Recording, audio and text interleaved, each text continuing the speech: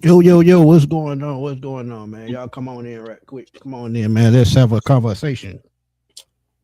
Oh, And since we on. conversation, I mean, we don't had the conversation, but we're gonna go a little bit more in depth this episode because Ooh. if y'all see the thumbnail, it say insane. And when I say insane, it's insane. 3 balls and 2 strikes. Said ran fire defensive team, special teams coordinator after NFL loss, after Thursday night loss. Raheem should Mm-hmm. take notes. And 3 balls and 2 strikes. That's where we headed with this one. Uh, Mm-hmm. Sometimes you gotta stop playing stupid and uh, use common sense. Because as we always say, common sense ain't common these days. But when you part of that buddy system, you get the benefit of the doubt. Yuri, what's up, man? I What's always happening? appreciate you sharing our stuff, man. We appreciate it. But Chris, give them a little bit of insight into what we're gonna talk about. I don't want to go all the way into I don't want to give it away. But tell the folks what's up. Tell the folks. Hey man, how y'all doing, man? It's time to talk about some things that are making the Atlanta Falcons look bad, man. We actually got a couple of topics that we're gonna go over, articles, and we got some things that has happened, and people getting fired and people staying and everything. But it's all wrapped up into this show. I'm really kind of like checking the temperature with you guys as well, man. It's just like a super show, a mini super show, man. Because we're gonna definitely go over the injury report. We need to let you guys know who's in and who's out for tomorrow's game as well. So yeah, man. Yeah, what's up to the chat, everybody in the chat? Silk Legacy, 3 balls, 2 strikes. C Dub, 55747. Yuri, D Nasty just popped in saying fire Raheem. We live with it, man, on a Saturday night. That's what we hoping for. D Nasty, that's what we hoping for. And you might just be done because it's looking like we're gonna keep Kurt. Cause I'm sure they don't want to pay another quarterback. And I hate to say that. If they do, it's gonna be a guy that's well below the radar. And we ain't talking about Jameis Winston, we talking about Easton Stick or somebody like that. Oh God. Bring, Throw a bring back pick. Marcus. Bring pull up with a stick, throw a pick. You know what time it is. Razor boy was good, man. But look, I mean, we can go 1,000 ways with this. But since we didn't bring y'all the injury report last night, yeah, I wish Jameis was an option. Yuri, honestly, I wish Jameis was an option. We're gonna start with the injury report since we didn't pull out that last night. So we're gonna do it tonight and start the show off with that. And it's getting a little suspect, man, because we think we've been talking about the last couple of weeks. It's just a little suspicious. Yeah, a little suspicious. Yeah, a little suspicious. Not a little, a lot suspicious to me. Oh, okay. I've been watching football for a long time. G Trey, what's up, man?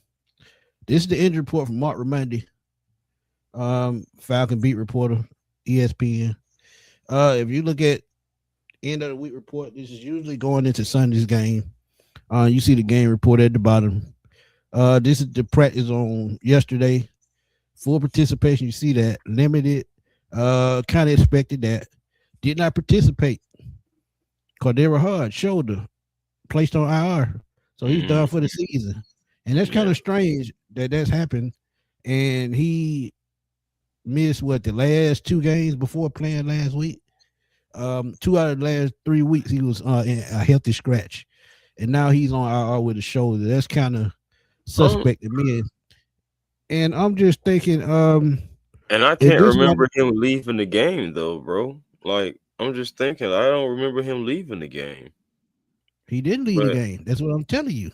And that's why it's suspicious, because is it one of them incentive-based things as to where they trying to save money? Because I've heard and I've had NFL players tell me that at the end of the season, to keep that bonus down or don't pay that bonus, they will sit you for like final game, final quarters, second half, or whatever to escape that bonus. So that's what it seemed like to me, because I didn't even know he was hurt. because it was suspicious to me. And we know Mike Hughes was hurt. And Mike Yeah, Hughes we been know hurt about in Mike 2 of the Hughes. last 3 weeks. So we know about him. Mm-hmm. But yeah, but that did not participate. Wasn't no surprise with none of those either. But before I get into it, man, go ahead and place your thoughts on that Kadarius Hart situation. I'm really trying to really rack my brain because I could have sworn I remember seeing him after the game. He didn't. I don't want to like misspeak or anything like that, but I just don't remember any time a part of the game to where he had to like say run off the field or run off the field injured or went down with the Right. injury. And I don't remember him going in the blue tent. Like I just don't remember none of those things. So that is strange though, Smitty. I admit, like he's been a And healthy you like, scratch. yeah, yeah, and you've been hearing reports about Raheem saying that Drake could play this week. Mm, And Cordero Hard, man, he's a special teams ace, and we set him for 2 weeks, and the special team was off for both games. But now he's on the shelf for IR for the rest of the season. Like I said, it just makes me think incentive based benching because let's be real, it might be another one of those things like we've been talking about all season. Once they place you on IR and you get into it with the coaches and things of that nature, they're gonna find a way to punish you. So maybe it's that. Who knows? But that's as I'm looking wild. on Twitter right now, Scott says it's kind of odd that London did not practice today is listed as questionable, never had a full practice. And that's the thing. See, they're throwing us for a loop, man. And they saying Drake London could play this week, but he did not participate in practice. Watch it So gonna get to watch it gonna get to be like 2:15 and be like, oh, Drake London tried to give it a go and it wasn't what he wasn't able to do it and now he's out. yeah, see what I'm saying? It means something just not adding up, bro. It's not. And as I'm looking at Charlie Warner and David Onyemata, said they was resting. We knew Mike Hughes, like I said, had the injury. He's out. Questionable is Drake London, and how is he questionable? He hadn't practiced. He did do a little run at the beginning of the week. James Pierce, uh, he's had a foot issue the last couple of weeks, but I mean that's warranted. And Brandon Dorley said his shoulder and illness. I mean, some of these things, some of these designations just don't make sense to me. They just don't. Hey, Mm-hmm. maybe I'm overreacting because I don't know what's going on inside them folk body. But it said Bijan Robinson illness, the awful illness, but they participated fully. There's a stomach virus. I want to know. Lakia London shoulder growing for Ruka. Man, look, come on, talk to Man, us. I'm talking about my goodness. These folks, man, this list is we knew it was gonna be like this, Smitty. We talked about this a weeks ago, talking about how we had the early buy. So having that early buy is and it's sad because we needed it at that time with injuries. Right. And now we just got this full list, bro. Like people, yeah, we got full participation and I'm happy about, St. Rook and Lakel and even Leonard Floyd and everybody like that, but still with the do not participate, so James Pierce Jr. I'm kind of nervous about that. I know he's questionable for the game, but I'm kind of nervous about that because your foot, you got to have that get off, and so that's one thing about him, his speed, and if he can't have that same get off, it's like, do you sit him this game? Do you sit him for the rest of the season? Do you start asking like those type of questions and. I really want him to be able to finish strong because he looks like he's going to eclipse that double-digit sack total for like the first time in forever for the Falcons. So 2016, nine yeah, man, years, long 9 years. time. And, Some of y'all and didn't I, even have kids 9 years ago. yeah, man, I was in 10th grade about 9 years ago in high school, so she good and grown now. But look, man, I'm just trying to wrap my head around what's really going on with this staff, man, because as y'all heard um in reports that and it's true that they cut Jamal Agnew, Yes, um kick yes. returner, punt returner, 45 total returns, whether it's whether it's punt return or kick return, had 45. And y'all remember the Jets game where he fumbled inside the 5. To me, that was the beginning of the end because I think he was a healthy scratch the next 2 games. And really, Devin Tompkins last week took his spot. Uh, but I think he did return 1 punt, but Devin Tompkins Yeah. did most of the returning last week, and that pretty much sealed his fate. Mm, And the reason why we got into that discussion when he got released, and then also they resigned C.J. Henderson to the active roster, the 53-man roster, which they should have done at the beginning should of the have been season did that. to have depth. Um, yeah, we about to get into that, Aries. But yeah, you look at those moving. I think Khalid, Kareem, and who else? Somebody else got called up today as well. Uh, But Chris Blair. Chris Blair, right? So when Uh, you look at all these moves, I mean, what took so long? You've been needing help at the receiver position, and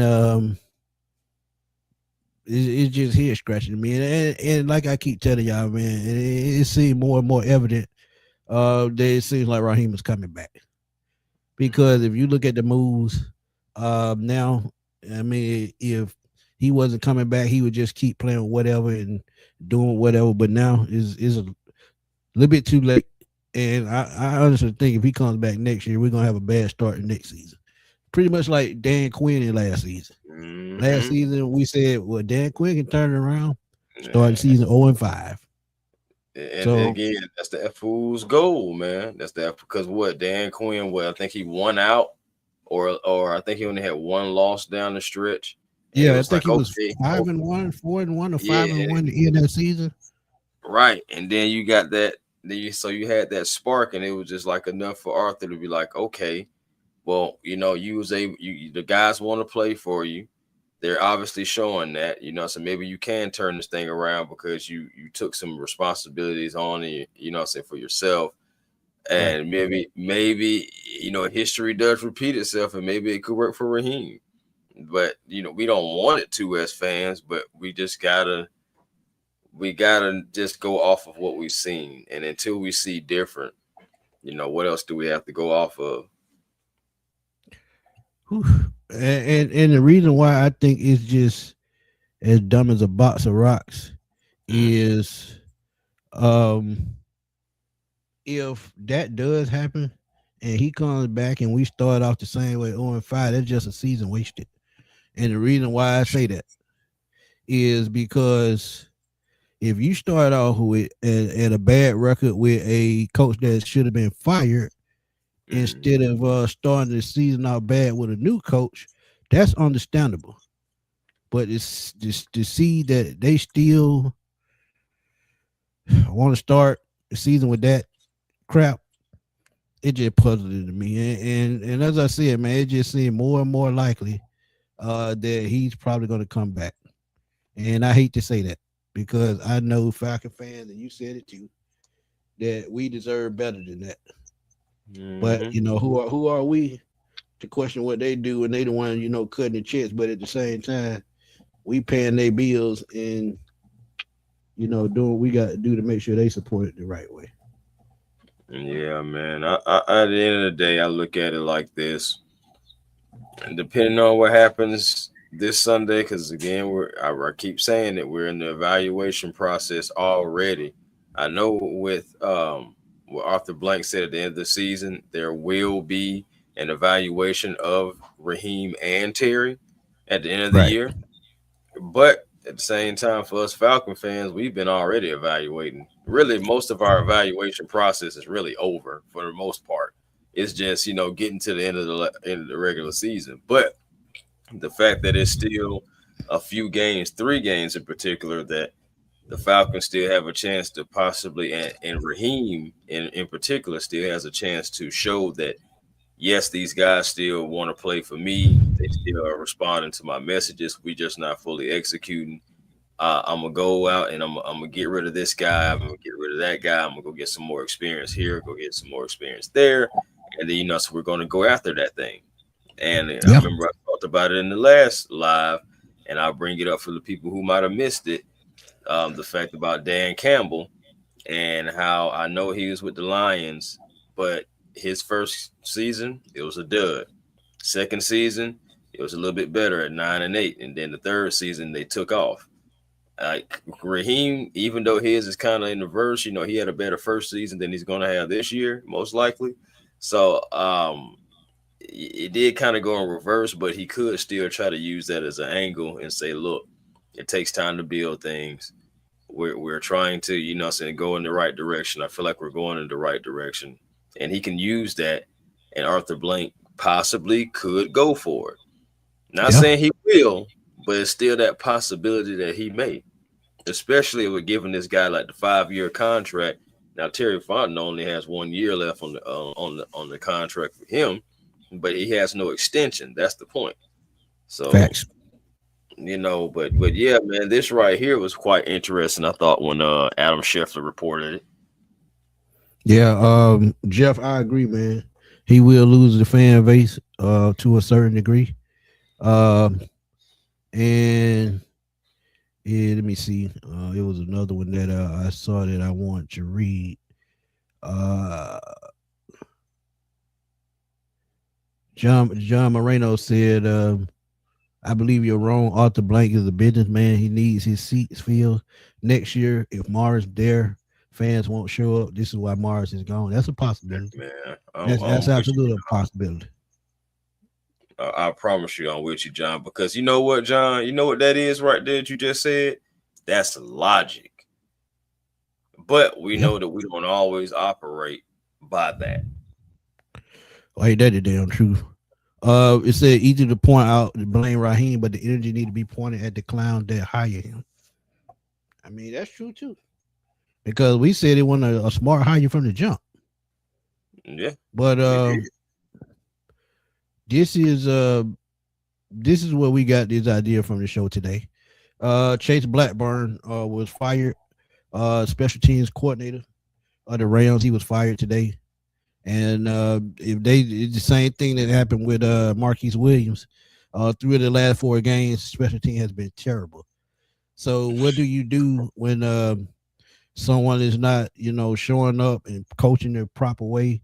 You let them go. And the reason why I named this show "This Makes the Falcons Look Bad" is because what has been going on with the Falcons coaching staff all season.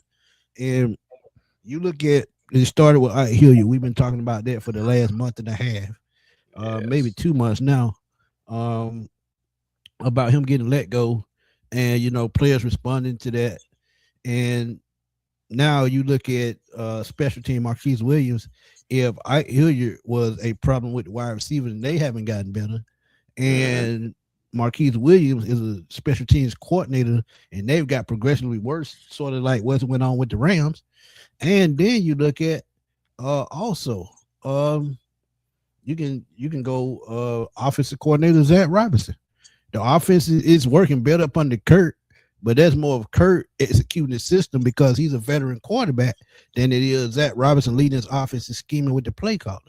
So this is what I told y'all was the problem last year when Kurt was in. The reason why Zach looked good last year was because Kirk Player Cousins, the coach. veteran.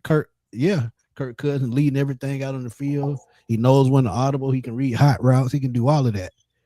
But at the same time, Michael Penix look totally opposite of what Kurt is doing. So when you see a firing like this from, to me, one of the best teams in the NFC, possibly a Super Bowl favorite, to make a move like this late in the season. So you mean to tell me that Falcons, who are out of the playoffs, couldn't make a move like this sooner rather than later, and they probably could be in this same playoff race still? Because let's be real, with the Jets, cost us a win. Who else? Really, the game after that cost us a win. I was about to say multiple I mean, games. it was about 3 to 4 games that the special teams cost us a win because of field position. Bro, it wasn't just in losses. The special team was costing us field position even in our wins. It's just we was able to overcome it because the Right. offense might have been clicking that game and the defense is stepping up, blowing this back. And so at the end of the Fact. day, the special teams has been our biggest weakness the entire season, more than anything else. So I don't understand how a team that is on the verge of a number 1 seed, possibly, or we know they're going to the playoffs nonetheless, and they make this move right here, that means they're over there in Los Angeles. They're just saying that we have a standard. And when you are not living up to the standard, who knows? Chase might have been already on the bubble. And this right here just tipped them right on off. And they went ahead and handed him his walking papers. You handed Ike Hiller his walking papers, some wide receiver coach, guy who the guys were responding to, saying that, it was performance based or whatnot. And next thing you know, we're talking about performance, and we're not getting the right performance from our special teams, but yet the special teams coordinator is here. Then when you are asked about the special teams coordinator, will there be a change? No, there will not be a change. It's pretty much irrelevant at this point. Yeah. Wow. And think about it too, Chris. When you talk about the special team coordinator, how many special team players have been cut or benched? I mean, the thing about it, you got so many guys that are healthy scratches. You don't know why or what it is. Like, is it on some things like, is people are like challenging them, and like they're saying mostly it's performance based. Guys mess up, they want to bench them.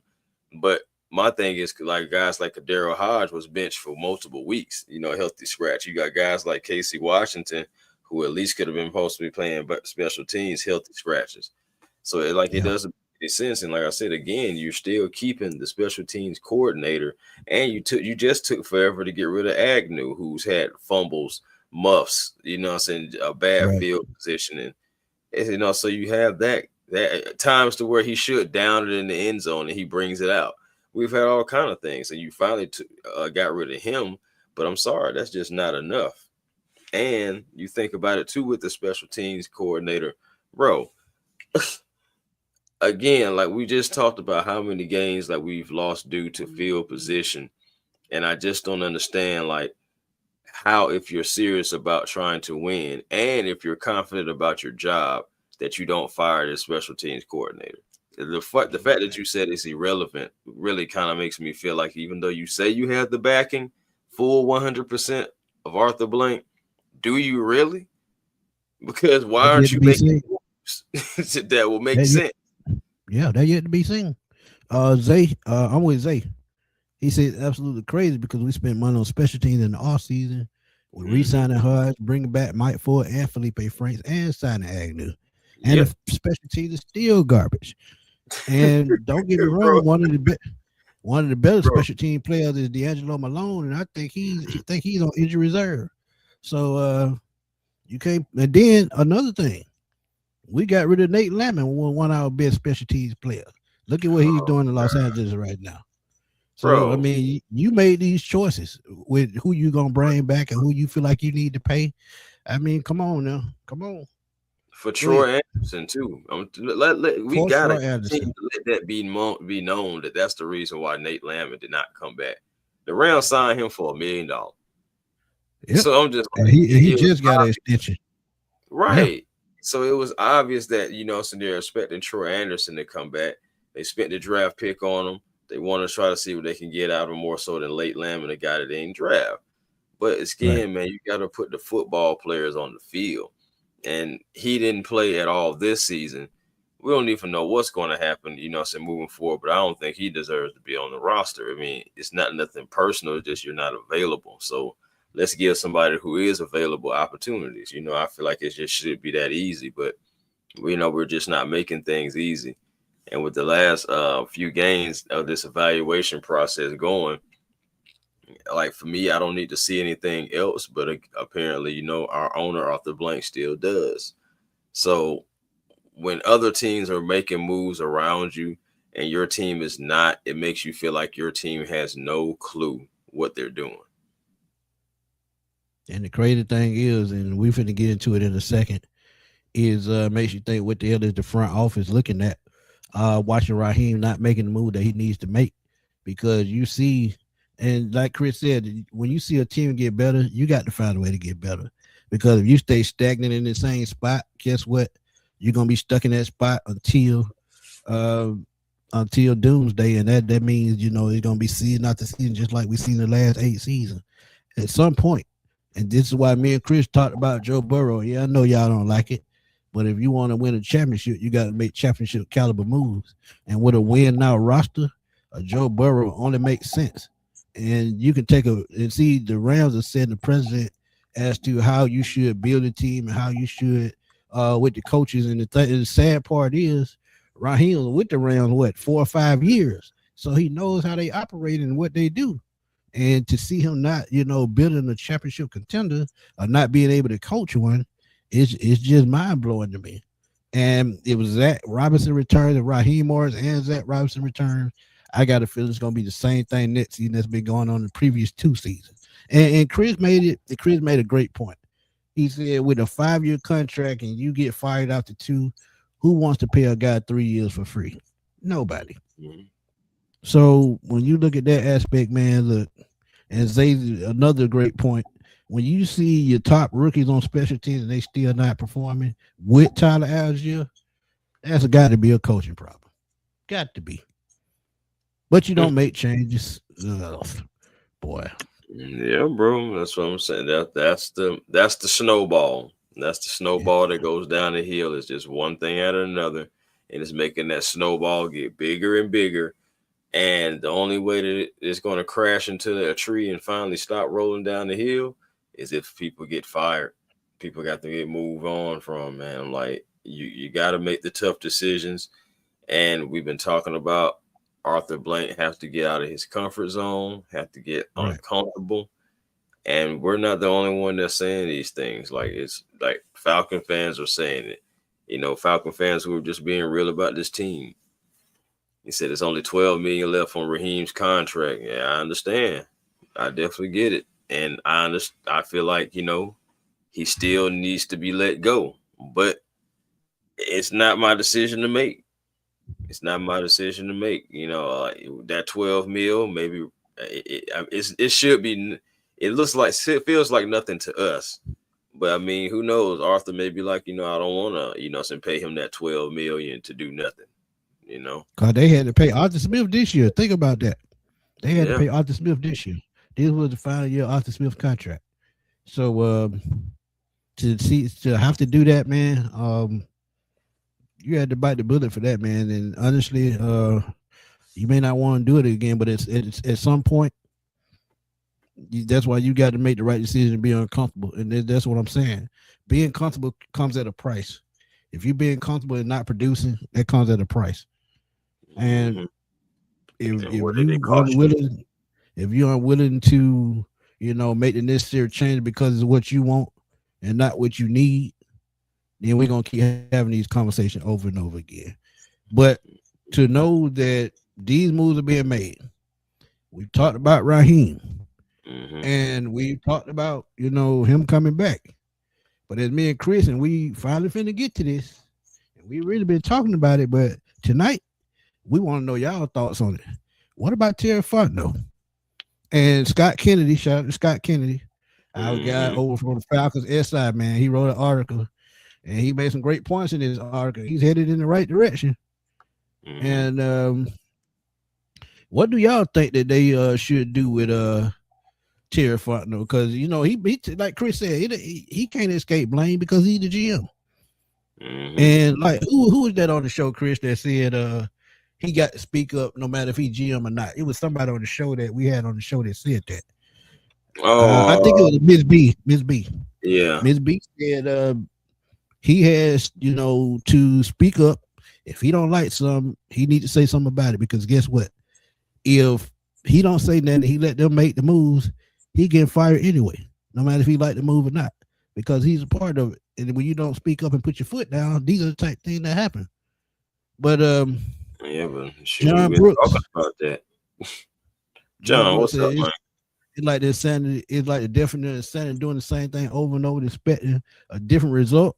It's like stubbing your toe at the end of the bed. That shit hurt. When you wake up for a glass of water. And that's absolutely correct. At some point, man, you got to learn to switch it up, man. You got to. Because what did we just talk about earlier? If you want to keep up with the elite teams, you got to make elite moves. And that means being uncomfortable and changing.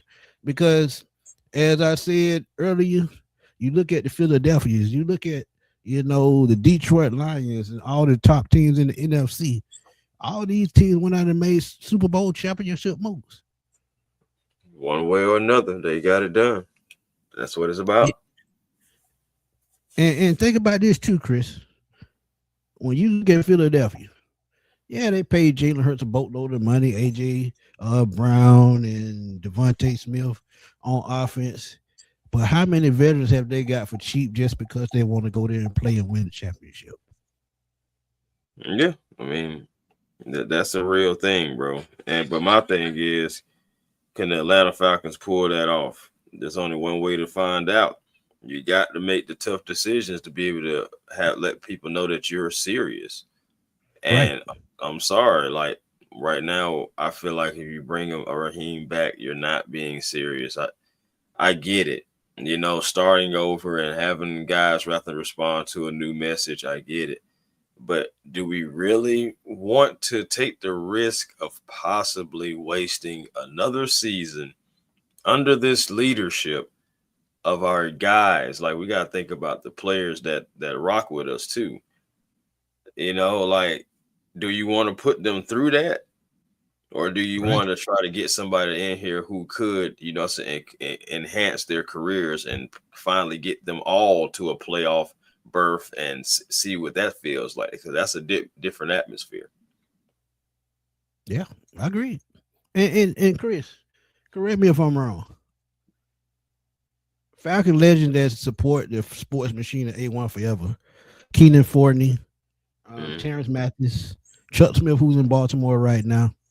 You have coaches in your own backyard that could get the job done, but you scared to make those moves because you're not, putting those players on the forefront like you should of Falcon greats in the past, because a lot of them should be in the ring of honor. And I know they got that spot in the stadium where they have, Falcon legends, right there. Yeah, you could have hired Roddy as a receiver coach. You could have hired Terrence Matthews, who's at Morehouse right now, as a wide receiver coach. I mean, it's coaches in your backyard that could do the job, and you want to go out and use the buddy system. And what if those coaches come in? Because I'm sure those coaches have a relationship with the players on the current team right now. You can't tell me they don't. And Mm. that to me is a big telling sign how disconnected they are with the legends of the Falcons. Because as I talked to William Andrews, John Abraham, Chuck Smith, and these guys, uh, they don't be enthusiastic when they talk about the Falcons as far as ownership. They'll talk about their playing days, but they rarely they want to talk about what's going on with that front office, and I get it. But Mm. Mm. that's neither here nor there. But they just got to fix the relationship with their legends. That's all I'm saying. They got to treat them better. And one thing that they could do, and a lot of them can, coach, give them a shot. You just don't know what could happen. If you're tied into the team like that, you just don't know what could happen. But like Yuri said, being eliminated from the playoff a month before the season ends in the worst division in the NFL, actually he should have been fired off that alone. And I honestly agree. Because no way the hell the Panthers should have beat us twice. No way in the hell. We should have beat the Bucks the first time. But Young Way Cool, the guy you brought back, the guy Raheem brought back, knew he was hurt.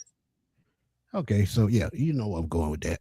You know what I'm But saying, bro? Decisions. Again, that's why I go back to the snowball analogy. We can throw all type of different things into this mix, and then that's just going to make the snowball bigger and bigger and bigger. And it doesn't crash and break up and stop rolling until he gets fired. yeah, agreed. Mid George said this organization had work to do like yesterday. And she Yes. absolutely correct. But let's get into this article right quick, and then we're gonna keep it rolling. Um, Scott Kennedy, a big supporter of the show, man. Y'all go check out Scott Kennedy on YouTube, man. He doing his thing, man. He has over 30,000 followers. So he doing his thing, man. But he talked about in this right here, this is what I wanted to highlight, and then there's another part below this. But he said Arthur Blank showed patience in the past, but is running out with a franchise that hasn't made the playoffs in 8 years. He plans to evaluate the future of Raheem Morris, and y'all remember hearing this during the Tampa game. and general manager Terry Fontenot as the season draws to a close, as most owners do following trying campaigns. Um, Mhm. but he also says with dealing with a multi-billion-dollar industry of running an NFL franchise, millions of dollars are irrelevant when making decisions on the staff. Fontenot signed a 6-year deal when he took over for the Falcons. That he has 1 year left and won't Mhm. sway Blank's decision one way or the other. His first five are yet to produce a winning season, and Chris has said that 1,000 times. Man. But go ahead and give your thoughts on that before I go to the next part. I mean, it just you're seeing it right there. I talked about it weeks ago. It just at the end of the day, the point is we haven't been winning. We've been doing all this, getting the salary cap together, bringing in talent, first round talents, 10 first rounders. It's in the first 4 years, and then you got a 15, and then of course James Pierce, you trade for him. So again, I mean, you've been making moves, but ultimately the roster, we don't even have a winning season under Terry Fontenot. Nope. So I mean, at the end of the day, like he has to be a part of this, and that's what I was saying before. And now you're reading it, or should I say, we're reading it to you right here. Yes, you must win. That's what you get hired to do. To yes, to fix the salary cap. To yes, draft the right players. But also, so you got to draft to win, and we haven't Right. won. Yeah. But speaking of Terry Fontenot, Scott said Fontenot has made unconventional moves. The most visible is signing Kirk Cousins to 100 million guaranteed, and then proceeding to draft red shirt class in 2024. He was instrumental in hiring Raheem Morris, and I just don't agree with that. He 13 and 18 since he took over, and I Mm-hmm. don't believe he was instrumental in it. I think he had to go along with it, if that makes sense. And what I mean by that, if that was Arthur Blank's guy, then you've got to find a way to make that coach look good, because that's who I want as the owner. And as I keep telling y'all, if the owner keeps sticking his spoon in the pot, mixing up the wrong ingredients, they're gonna throw the whole dish off. And that's what I mean by that. But to finish I this ain't gonna off, lie. You man, remember what I said about that? do your thing. Go ahead. So I Nah, finish off. Before I you move on. remember I said I feel like that was the one time where Rich McKay and Terry Fontenot actually came together and said, "Look, if we bring in Belichick, we both gone. We need to make sure we can Yeah, you bring in did say that. somebody that Yeah, can lead this team, and it still can be. We still can all still keep our jobs." That was the one yeah. time I feel like if there was any other time that they really collaborated, it was on that one right there. And then in comes Raheem Morris. But that's how I feel personally. I mean, nobody knows that or anything like that. But I mean, I'm just looking at it like, yeah, I think Terry was in on that because your He could job have was been. up, He could have was been. up for grabs. You need Yeah. to think about it. Your job was up for grabs. Desperate Yeah, times call for desperate measures. that's what I'm telling you, Chris. And that type of mentality is the reason why we can't follow behind the 8 ball. I get that you want to keep your job, and I get that Rich McKay still got a lot to say so. But at the same time, like I said, Miss April, April Shaw, she said, she talked to Rich McKay, and he said Belichick won't be here on his watch. But that is the wrong mentality to take when you have a coach that could, potentially turn his organization around. And don't get me wrong, one thing about it, as I told you with Bill Belichick, he's getting older, but he still has a strong football mind, and he still have people that follow what he taught them. Just look at what's going on in New England right now. Yeah, Gerard Mayo was a 1 year study, but he wasn't gonna cut it. We knew it. And Mike Vrabel, he was a polished coach in Tennessee, and the only reason he fell off was because of the front office change, and they weren't going along where he was saying. They traded away AJ Brown, lost Derrick Henry. So, They still when trash. but when you look at that situation right now, and then you look at what he got out of, it was a blessing in disguise. But these are the type coaches that you need in order to make your organization successful. Um, and you also need a GM that's going to work with that coach instead of making him comfortable. Make his seat hot sometimes. Tell him he got to do this, do that to push him to do great. Because it's just funny that as soon as we start talking about firing and last week in Tampa, they would not quit. Even though I think Tampa gave them the game, you suddenly just kept playing and wouldn't quit. Where has that been all season? Where has Fact. Kyle Pitts been involved in the game plan been all season? See, you just don't do that when your job about to, come to an end. You do it every single week of practice, every day in the film room, every day when you game planning for the next game. You got to do that week in and week out. Am I crazy for feeling like Zach just, saying like Zach may have too many weapons? Because I asked I that don't believe in because that. I don't I believe in don't that. either, but I'm saying for Zach because you think about it, we've been saying Kyle Pitts, Kyle Pitts, Kyle Pitts, but it's been Drake London, Drake London, Drake London. Okay, cool. Bijan Robinson too. Right. But as soon as Drake goes down, now it's Kyle Pitts, Kyle Pitts, Kyle Pitts. Why can't you ever make it to where it's Drake London and Kyle Pitts, maybe the same game, or maybe this game is Drake. This game, so we're gonna sprinkle in some Kyle Pitts though. We're gonna make sure Kyle gets, his touches, on a consistent basis. And I'm not talking about just one or two games. And then maybe it's some games to where you just know you have the mismatch.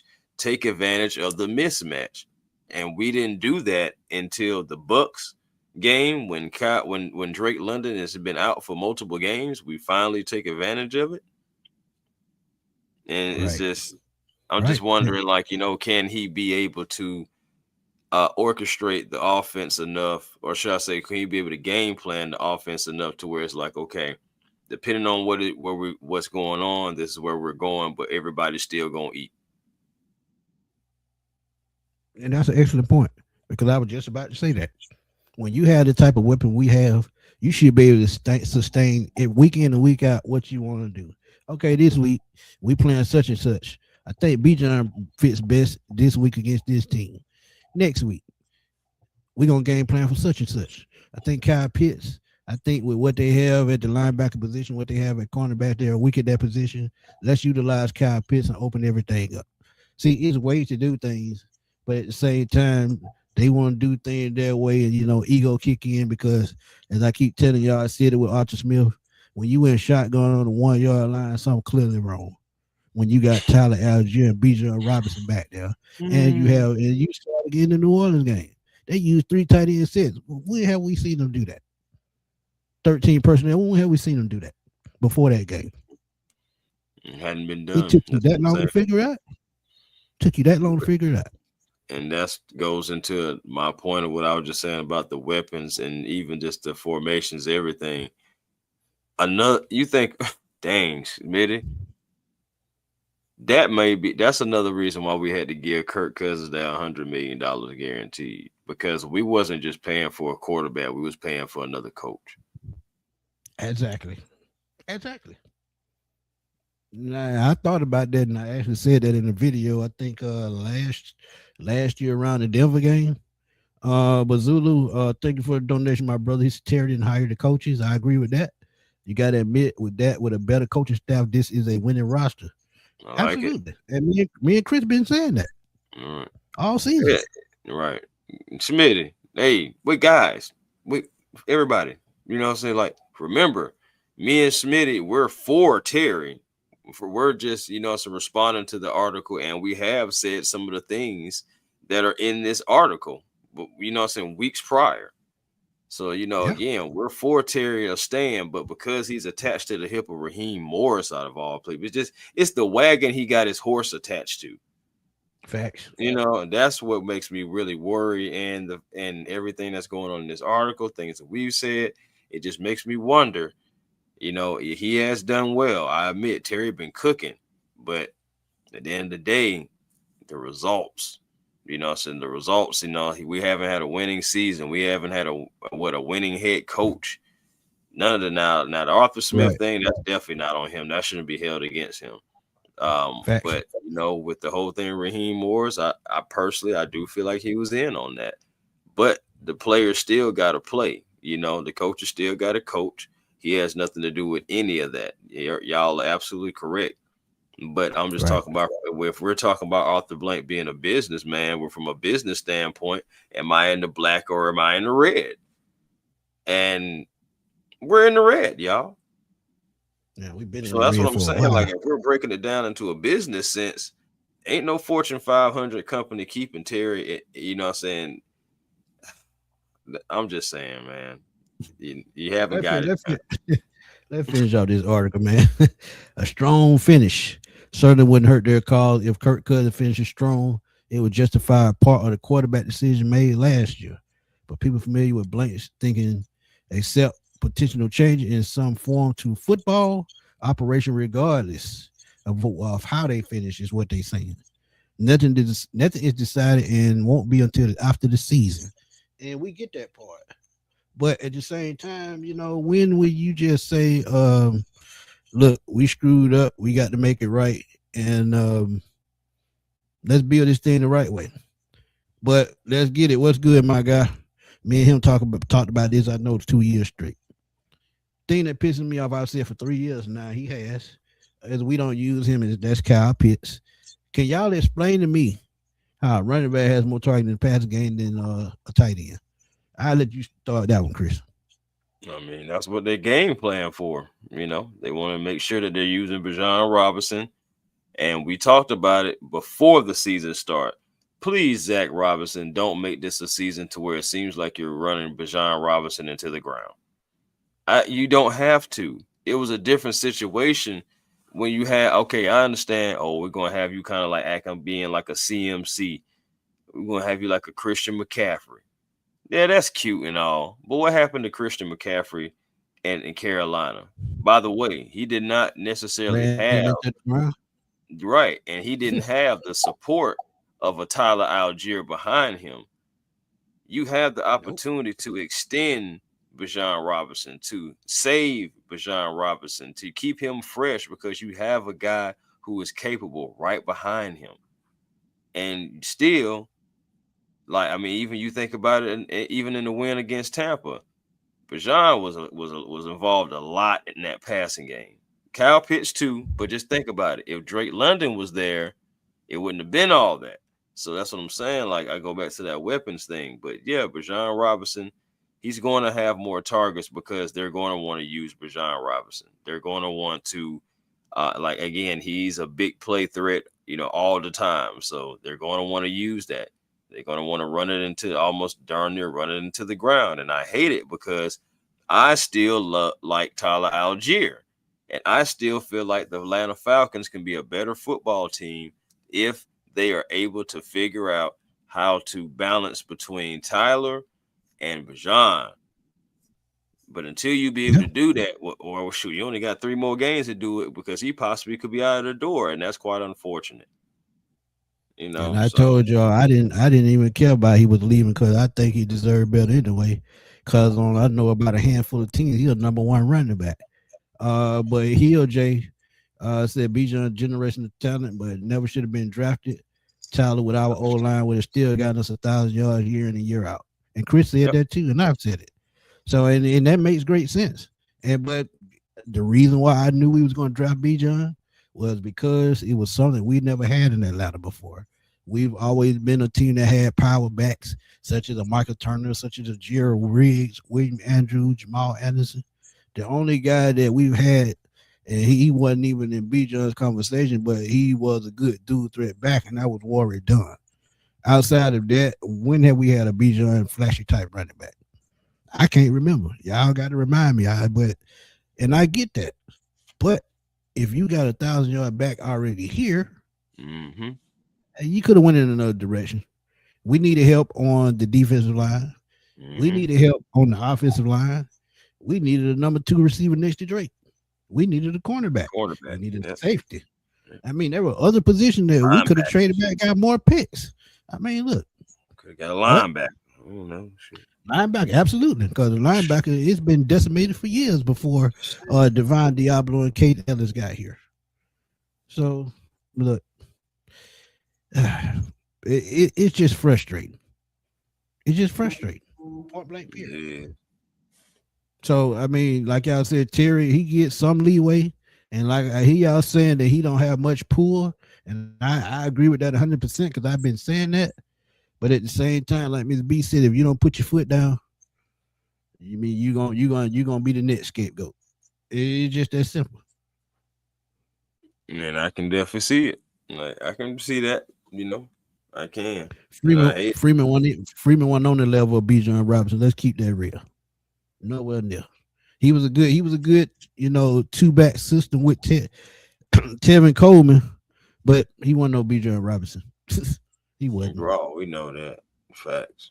You know what I'm saying? Like Yeah, my thing is if Freeman, if he could have moved like Bijan Robinson, he definitely would have had way more than what he had, you know, just all around. Just but Freeman was good for us when he was here, you know. agreed. But so He unfortunately, fit well in that system. Yeah, he fit well in that system. Go ahead.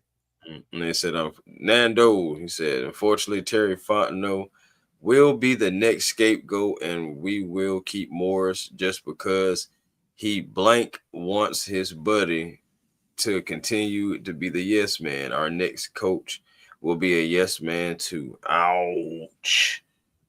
What you think about that, Smitty? Oh, I told you. If we don't get a coach that makes the front office uncomfortable, we're not gonna change. If our next coach gonna be a yes man too, we're gonna have the same type record. We're gonna be the Cleveland Browns of the NFL and the NFC. And nothing gonna change. And one thing I liked about Dan Quinn, and I wasn't in the meetings, but I can tell he wasn't a yes man. He wasn't. Right. I could tell that. Some things you can tell. Yeah, I agree with that. I don't think he was a yes man at all. And I don't want any yes men, you know. That's not what you want in your front office and as your coaching staff. You don't want that nowhere, man. But I'm really hoping that Terry is not the scapegoat. I'm hoping that Terry is given yet another opportunity to possibly, you know, continue to build off of this last draft, the last two drafts, really. I'm hoping that he can build off of these last two drafts and can move forward, and he'll be given that opportunity to, you Right. know. And I wouldn't mind like it be fully Terry's decision on who he chooses for next head coach, because you think about it, now we can have somebody that we really can start really just saying, okay, this was your hire, like solely your hire, not no song and dance or guessing games or trying to connect the dots. Like give the man the opportunity to hire somebody finally, because he hasn't hired necessarily just anybody straight outright. So like give him Right. opportunity. If you let Raheem Morris go and you keep Terry, you can give Terry an opportunity to see if he can go get the right head coach. But You know? but So Chris, let's keep it real, bro. We knew things were about to go left when they told a lie on Terry Fontenot when Arthur Smith got here. Arthur Smith got yeah, hired before Terry Fontenot was even around. But in a press conference, they turned around and said that they gave Terry a chance to be involved in that. You cannot do that if he's not signed to a contract. So tell another fool that shit. Come on, bro. man. My thing is, do the Falcons forget that they made a video of Terry Fontenot and Arthur Smith walking on the field towards each other, meeting each other for the first time? Exactly. My point exactly. Like, do they think that people forgot about that or something? Like, we know that Terry Fontenot did not hire Arthur Smith. That was Arthur Blank hired too. Because why? And rest in peace to his dad. Him and Yes. Arthur Smith's dad were good friends, good business partners. Let's keep that real. Yeah, man. Let's keep it real. The relationships matter. The people who you know. Yeah, but sometimes it got to be the right. Sometimes relationships will get you messed up. Look at what's going Mm-hmm. on. Raheem is at right now. Look at what went on with Dan Quinn and Steve Sarkisian. Let's keep it real. Jimmy Lake Lanier. I'm just saying. Aries for life. Said Carl Duke said recently everything's not no fault, and we've said that. For the most Mm-hmm. part, he drafted well. Not questioning the kicking situation, special teams, but it's all coaching on the field for me, and that's absolutely true. And when you see things like this happen, how can you justify making these moves when the results are not there? Fact. So I mean, it's just so much that you can take from this man, but it's pretty much what we've talked about all season. Let's see. Sean said But Shanahan Shanahan sure. sure didn't know how to use Freeman and Coleman. He didn't run one of them into the ground. That's true. And That's that's my called better. point, Sean. I don't That's know if called Zach better. Yeah, Robinson that's can called do better. this thing. He can't. That's what I'm saying, bro. Like you gotta get some experience in here because you got talent all around this team, and to be Yeah. mathematically already eliminated out of the playoffs. We was eliminated out of the playoffs after the Seahawks game.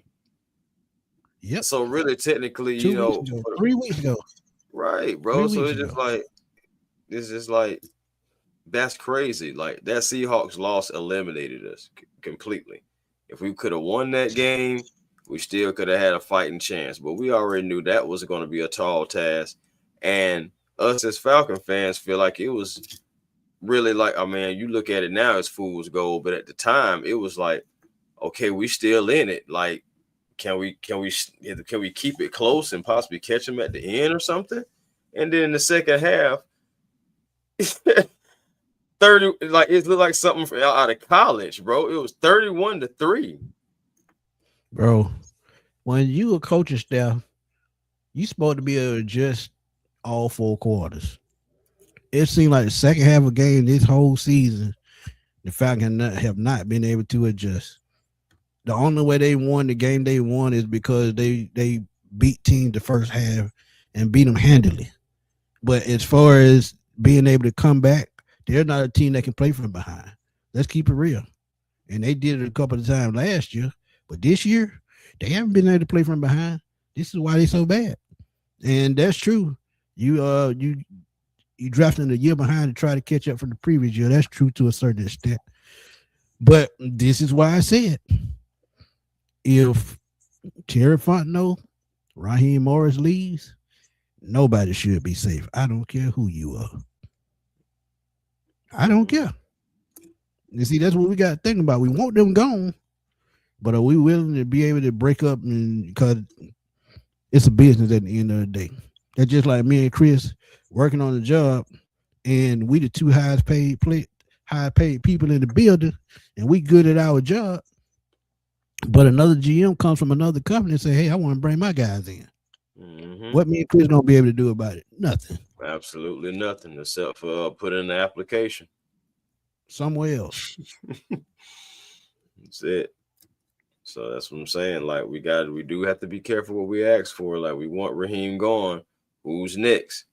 We don't know. But I say if Right. you keep Terry, let him make the decision. And let's see where we go from there because that's one thing we haven't seen Terry be able to do. And I know Yep. some people may even ask, is he even capable of doing it? Well, I don't know. You don't know either. So let's try to find out if we keep the guy.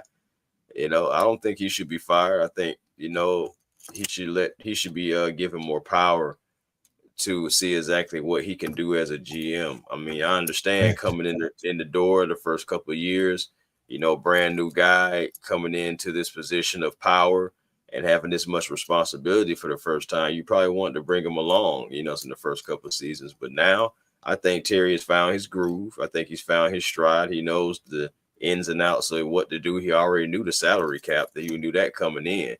But I feel like he's learned how to be a GM and draft and, even scout even more talent, etc.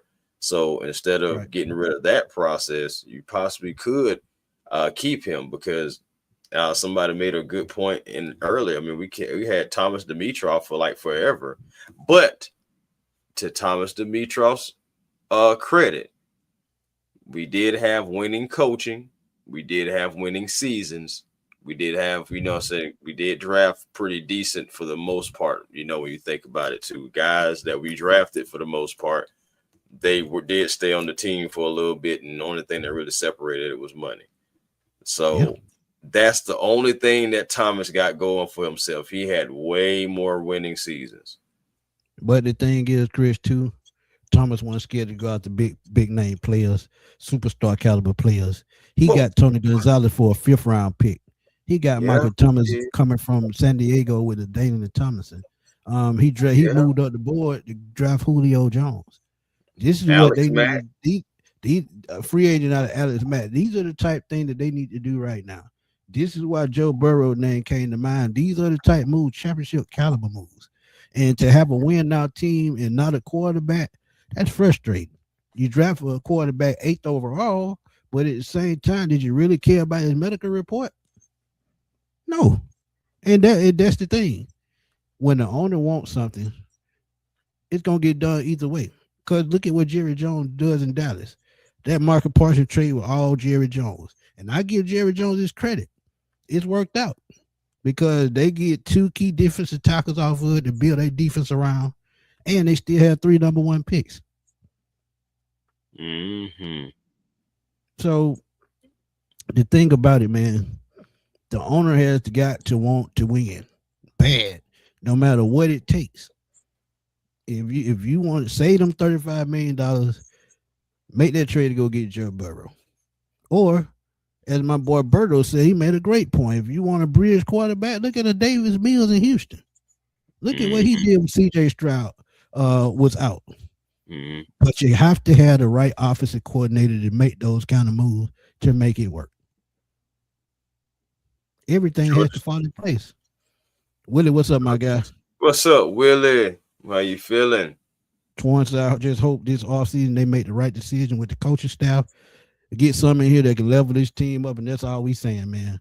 Because look at what Jeff Ulbrich and Nate Ollie have done to that defense. Mm-hmm.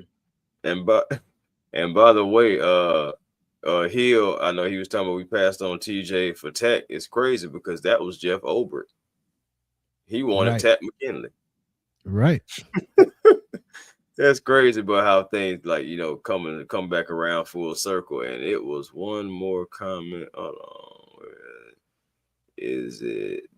Oh yeah, right here. Georgia Texas boy said not only not going after a quality right tackle after both of your top tackles go down is another bad decision. But there is a caveat to that. We really didn't have the money to go after anybody, No, especially we only had like $5 million. We were broke. went after what we could go after, like which was, what we got when we went after. Yeah, John Marino. I think Davis Mills played very well this year in CJ Stroud's absence. As long as he got a competent play caller, he can play well. He's a prototypical size, has a strong arm, and with the weapon that we have, I think he'll fit. Jay said he got a question. If we clean house, are we now in a rebuild or retool? And that's a good question. Smitty, unfortunately, this is hard to answer, and I'm gonna tell you why.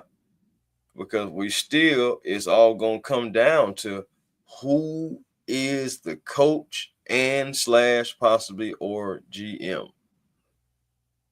That's really what it comes down to. Because if the GM and coach comes in and says we can work with this, they just needed us. Let's go win football games. Then okay, we can retool. We can get rid of a couple guys, maybe bring in a couple guys, extend some guys, and go after this thing and really finally get to this playoffs and see what's going on.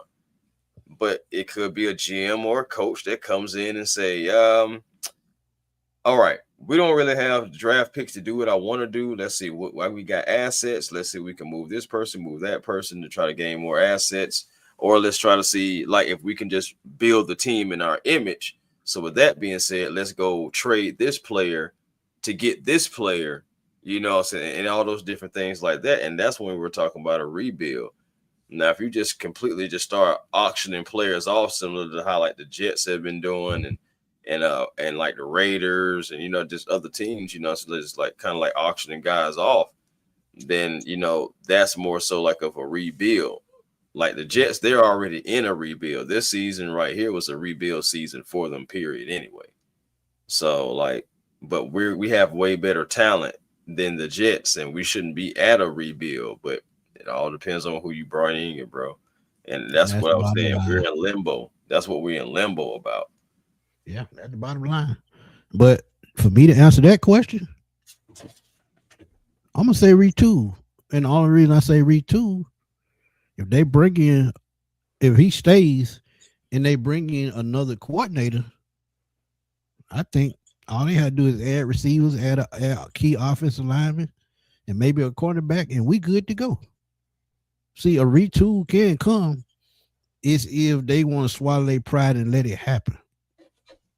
If they don't swallow their pride and let it happen and let Terry Fontenot do his thing, then yeah, it's gonna be a rebuild. But it can be a retool easily if they just step back, let the GM do his job. They hire the right offensive coordinator and the right wide receiver coach. Because TJ Yates got to go. I'm sorry, he got to go. Marquise Williams got to go. Zach Robinson got to go. So if you retool this staff the right way, it's a retool. What my man snatched? What my man said on 8 Mile? Got to come back mode, and when you got to go, you got to go. Yeah, exactly. And this is absolutely facts, Keith. It's sad we got 2 talent, but we don't allow 5 straight games twice. Make that make sense? Ain't that some ish? And that's what I'm saying, bro. Like, and we've got under Raheem Moore since he's been, since our head coach, man, we got blowouts. We got a little bit too many blowouts for me. We just get ran out of the freaking stadium. And it really don't seem like we have talent, but when you playing as bad as we are, it don't seem like we have talent. And another move they could have made, if they didn't want to go the pass rush route in the draft, they could have threw money at Myles Garrett instead of Kirk Cousins. If you wanted to go that route. And there were, like I said, what other bridge quarterbacks other than Kirk Cousins out there, but you got to remember that Raheem Morris boy from the Washington days. So these are the conversations had behind the scenes. And see, that's what I keep telling y'all. Raheem has overthought things and he put himself in this spot. Kirk Cousins, his boy. Zach Robinson, his boy. Yeah. Jimmy Lake was his boy. Jimmy Lake was his boy. And what did I say earlier in the show? Friends get you in trouble sometimes, even when they ain't even trying to. Comfort kills. Hey, that's absolute facts, man. Worst division in football, and we have too much talent to rebuild.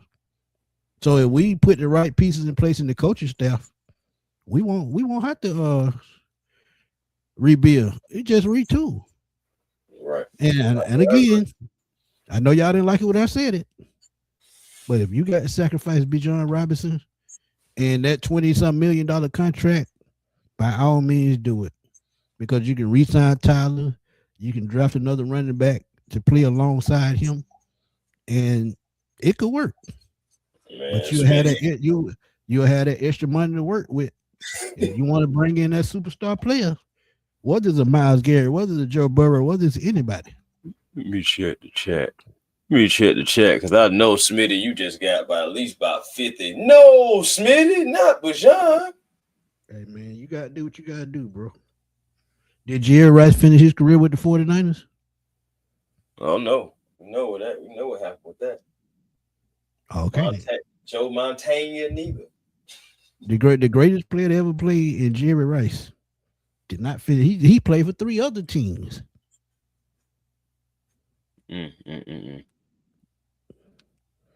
T.O., did he finish with the 49ers? Nope. Or the he Cowboys. had a better season with the Cowboys. Right. Randy Moss, did he finish his career with the Vikings? So y'all see where I'm going with that, right? Yeah, man. Any given time, so depending on how business is done, players can be gone, man. Hey, I wouldn't trade him either, but I'm just saying the business aspect. That's all I'm saying. If y'all want to win, sometimes y'all got to sacrifice the greats. If sacrifices, think about this, and we talked about it. Detroit had Matthew Stafford, their best quarterback in history, but they traded for Jared Goff. The Rams won that trade and got their Super Bowl caliber quarterback. Had never won a Super Bowl, but guess what? They got that right piece in place, and it paid off. That's all I'm saying. If we trade Bijan, by the way, right? If we trade Bijan and end up with that championship piece to win the Super Bowl, would y'all be talking about that 2-3 years down the road? Nope. Only thing you'll be hearing is we are the champions. Exactly. That's all I'm saying, man. See, I'm trying to make logic out of everything. Y'all trying to make it hard, but I'm trying to make logic out of it. If we want a Super Bowl and we want to win, sometimes you got to sacrifice. And I don't care who it is. That's just the way it goes. That's just the way it is. Yeah, we traded Brett Favre. Look how that turned out. Yeah, he turned into a Hall of Famer. It happens. But he got into it, Jerry Glanville, and he couldn't stay out these bars and Buckhead and drunk and all that. But once he got his stuff together, guess what? He ended up winning the Super Bowl, 2 Super Bowls. No, he won one. But guess what, he won Smitty? 2. No, he won guess one. What, Smitty? When they lost to Denver. Go ahead. Yeah, when they lost to Denver, yes. Yeah, but so it's one. My point to what you saying, like what you said about how he couldn't stay out of Buckhead. They were calling him Buckhead Brett. Right. You know, he was getting into ball, drunk and fighting. Yeah.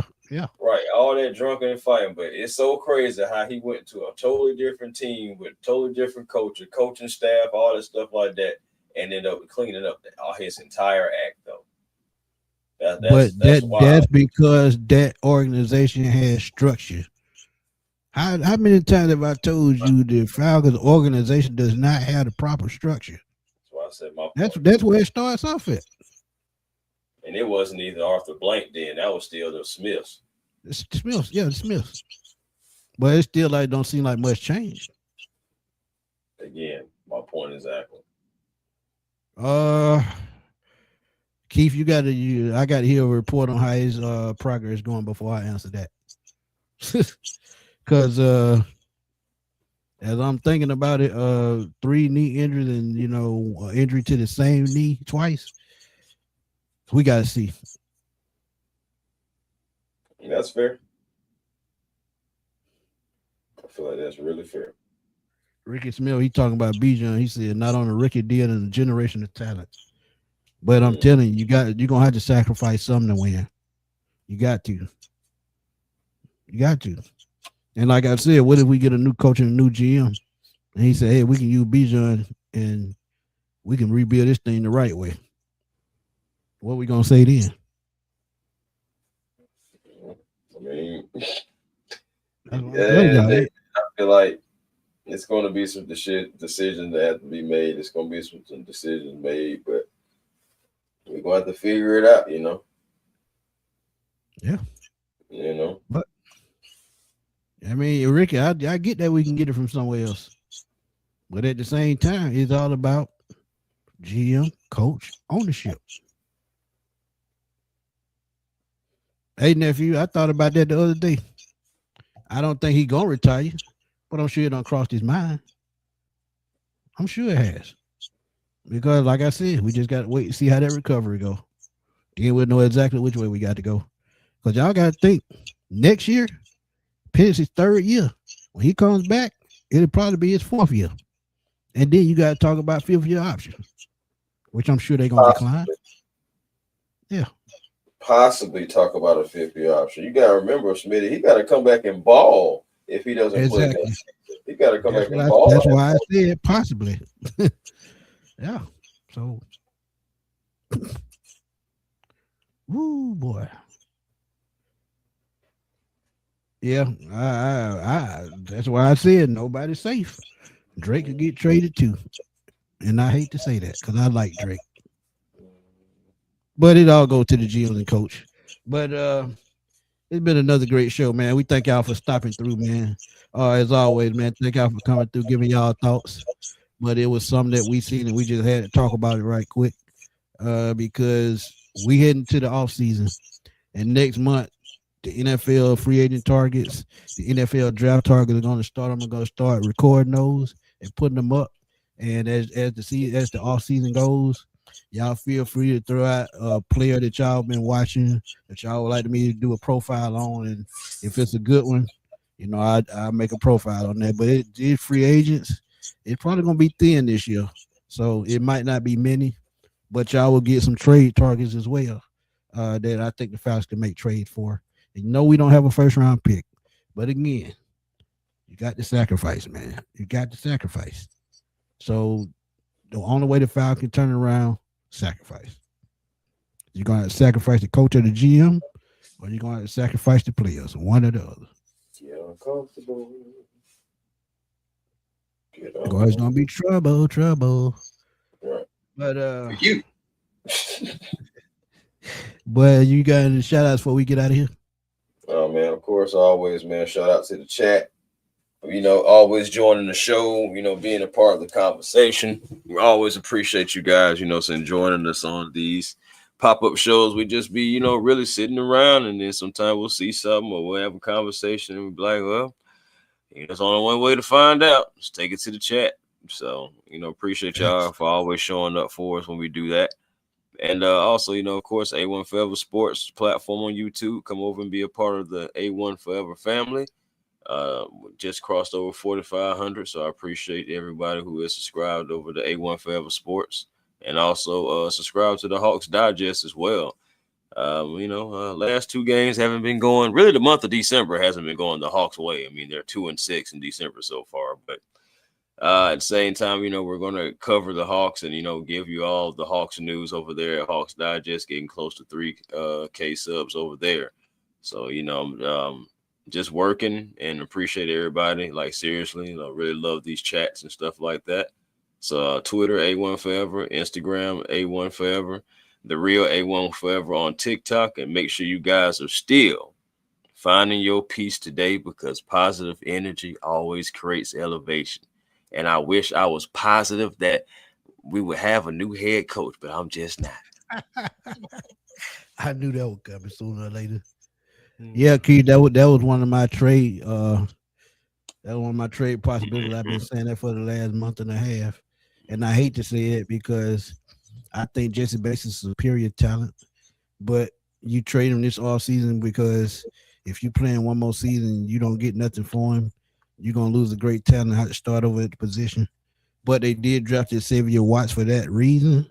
Mm-hmm. But Jesse Bates absolutely is positively a trade candidate this off season. But Rudy, we appreciate you, my guy. Thank you. Yeah, man, y'all know where to find me, Smitty Sports Machine on YouTube. Also find me at FatBoySlim_21 on Twitter, because I'm always over there blowing that thing up. And two, I did a retweet the other day about the Falcon uniform and got 130,000 views. So, like I said, I'm always over there blowing that thing up. Keith, yeah, 20 million. That's my point. Yep, 20 million. That's my point. Mm-hmm. 20 million cap hit. And we can at least get a third round pick for him at the least, depending on who it is. Could be a second, because there are teams out here that are dying for a safety. So we could possibly get a second round pick depending on what we trade him. Let me ask you a question, real quick. Go ahead. If the Buccaneers offer you a second round pick, do you take it for Jesse Bates? Yep. Oh, okay.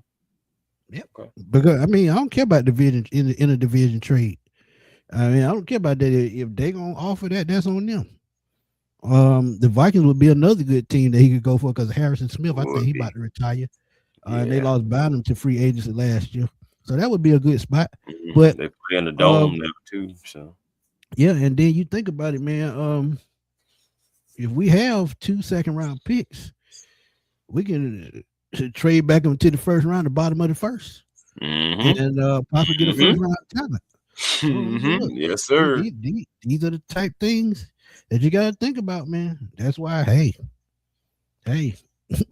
you can get another safety to go back there with Xavier Watts. I'm just saying. Then you get Billy Bowman back next year, and then you still had this pass rush. So they're gonna help the secondary out anyway. But I can keep going with that and keep going. But yeah, man, y'all know what to do, man. Keep following us, keep supporting us. We truly appreciate it. Hey, as I always say, man, keep hyping up our videos, man. The more you do that, hype us up, man. It helps us push these videos, man. Hey, nephew, I've been watching football a long time, man. It ain't GM knowledge. It's just things that I, pay attention to, man. I mean, it's just things that I see and I just pay attention. That's all, man. But thank y'all for tuning in with us, man. Tonight, we truly appreciate it. We will see y'all tomorrow after the Arizona Cardinals game on the post game show. Make sure y'all tune in. And y'all come through with the chat, man. Can we let y'all in talking, let off some steam. So tune in tomorrow. I think the game is at 4:00 tomorrow. Yeah, I think So 4:25. So we'll be in here about 7:30 tomorrow. So tune in tomorrow at 7:30. Catch us for the Falcons Cardinals post game. But until then, we gonna holler at y'all later, man. Peace. Peace.